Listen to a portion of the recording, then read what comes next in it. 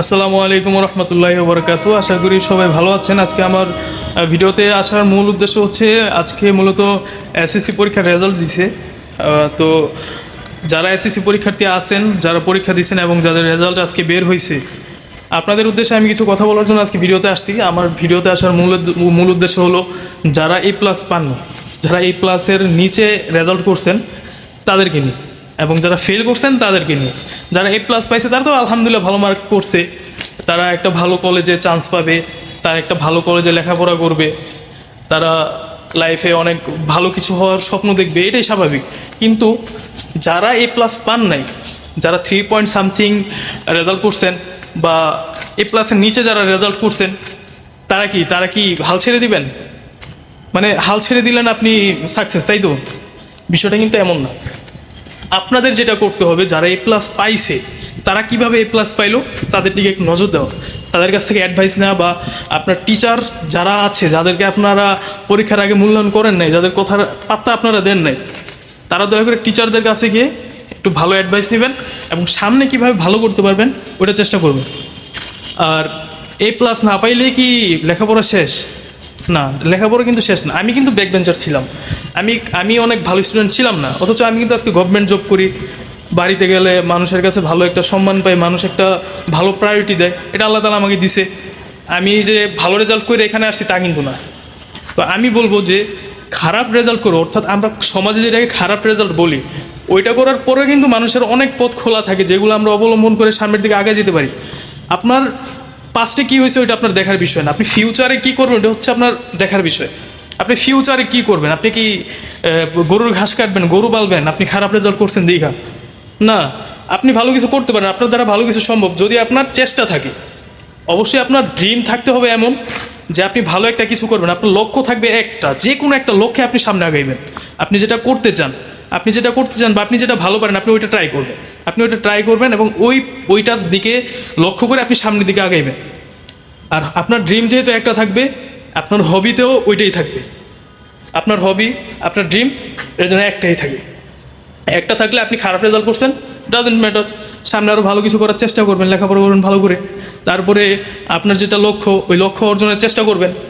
আর যারা A+ পাইছে তারা আলহামদুলিল্লাহ ভালো রেজাল্ট করে ভালো একটা কলেজে চান্স পাইছে।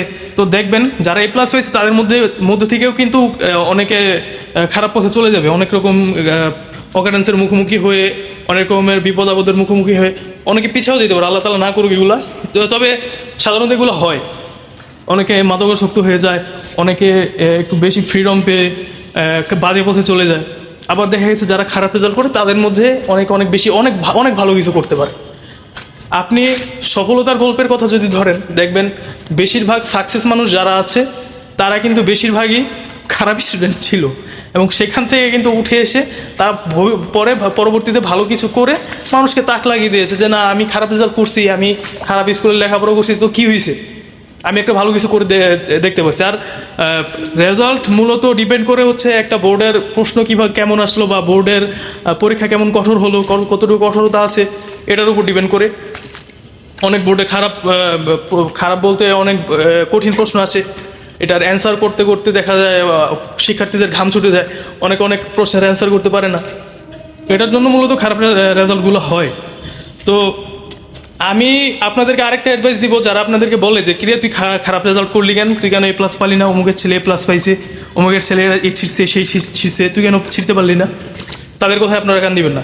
যারা আপনাদেরকে বলে যে তুই খারাপ রেজাল্ট করছস, তোর সামনে কীভাবে ভালো রেজাল্ট আসবে ওইটার দিকে ফোকাস কর, সামনে একটা ভালো ড্রিম তুই সামনে রেখে তারপর ওইটার দিকে তুই অগ্রসর হ, তুই সামনে আরও ভালো কিছু করতে পারবি। এইভাবে যারা অনুপ্রেরণা দিবে আপনারা একমাত্র তাদের কথাই শুনবেন। আর ওই যারা বলে যে অমুকের ছেলে A+ পেয়েছে তুই কেন পাস নাই, তাদের কথা শোনার কোনো দরকার নেই। তারা হচ্ছে ফাও কথা বলবে, আপনাকে বিভ্রান্তিতে ফালাবে, আপনার সফলতাটাকে নষ্ট করে দিবে। এমন মানে তারা ইচ্ছা করে নষ্ট করবে না, কিন্তু তাদের কথায় অলরেডি আপনার সফলতা নষ্ট হয়ে যাবে এভাবে, ঠিক আছে? তাদের কথায় কান দেওয়ার কোনো দরকার নেই। আর যারা মা বাবা আছেন তাদেরকে আমি বলবো, আপনারা গার্ডিয়ান, আমাদের থেকে আপনারা অনেক ভালো বোঝেন, আপনারা আমাদের সিনিয়র। আপনার ছেলে ভবিষ্যতে বা আপনার মেয়ে ভবিষ্যতে কী করবে, কীভাবে ভালো রেজাল্ট করবে ওইটার দিকে ফোকাস করেন। এখন যা হয়েছে এটাকে মাটি চাপা দিয়ে দেন। আর যারা পাশ করছেন তারা আলহামদুলিল্লাহ আল্লাহর কাছে শুকরিয়া আদায় করে খুশি থাকেন যে আপনি পাস করতে পারছেন। অনেকে কিন্তু ফেল করছে, এবার কিন্তু ফেলের হার অনেক বেশি।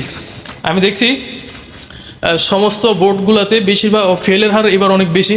আর বিশেষ করে আমাদের কলমা স্কুলেও এবার ফেলের হার অনেক বেশি, প্রায় 68 জনের মতো ফেল করছে। যারা ফেল করছে তারাও কি পথ ছেড়ে দেবে নাকি? তারাও কি গরু পালা শুরু করবে? ভাই আমি এমনও দেখছি ওই যারা স্কুলে কলেজে A+ পায়, তারপরে হচ্ছে ভালো ভালো ইউনিভার্সিটিতে চান্স পেয়ে ওইখান থেকে লেখাপড়া করে একটা ভালো কিছু করার স্বপ্ন দেখে, তারাও কিন্তু এক পর্যায়ে গরু পালে বলতে অনেক বড় ডেইরি ফার্ম দিছে বা গরু পালন করেও তারা সফলতা অর্জন করছে, এমনও কিন্তু আছে। তো খারাপ রেজাল্ট করলেই যে গরু পালতে হবে বা ওই যে চায়ের দোকানে চাকরি করতে হবে তা না। আপনি চেষ্টা করেন, আপনার এবার হয় নাই, আল্লাহর কাছে দোয়া করেন যে আল্লাহ তুমি আমাকে এবার খারাপ রেজাল্ট দিছো, সামনে যেন আমি ভালোভাবে প্রস্তুতি নিতে পারি, ভালোভাবে লেখাপড়া করতে পারি, আমাকে এমন তৌফিক দান করো। আল্লাহ তাআলা যাতে এমন দোয়াগুলো কবুল করে, আল্লাহর কাছে দোয়া করি।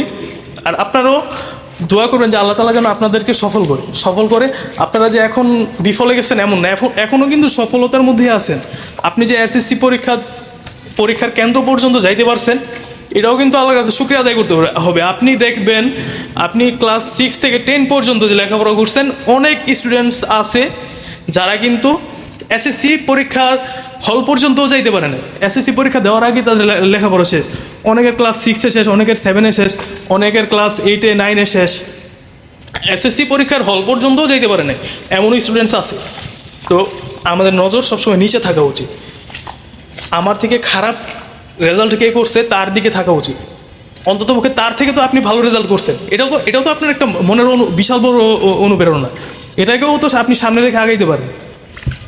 তো যারা ডিমোটিভেট করে তাদের দিকে তাকানোর দরকার নেই, যারা আপনাকে মোটিভেট করবে তাদের দিকেই তাকান এবং তাদের কথা অনুসরণ করে, তাদের বিজ্ঞ লোক যারা আছে তাদের কথা অনুসরণ করে আপনার সামনের দিকে আগে যান।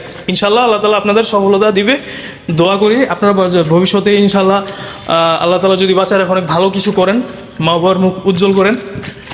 ভিডিও আর বেশি দীর্ঘ করবো না, অনেক বেশি জ্ঞান দিয়ে ফেলছি। আমার কথার মধ্যে যদি কোনো ভুল ত্রুটি থাকে আপনারা ক্ষমার দৃষ্টিতে দেখবেন। আজকের মতো এই পর্যন্ত। আল্লাহ হাফেজ। আসসালামু আলাইকুম রহমতুল্লাহি ওয়া বারাকাতুহু।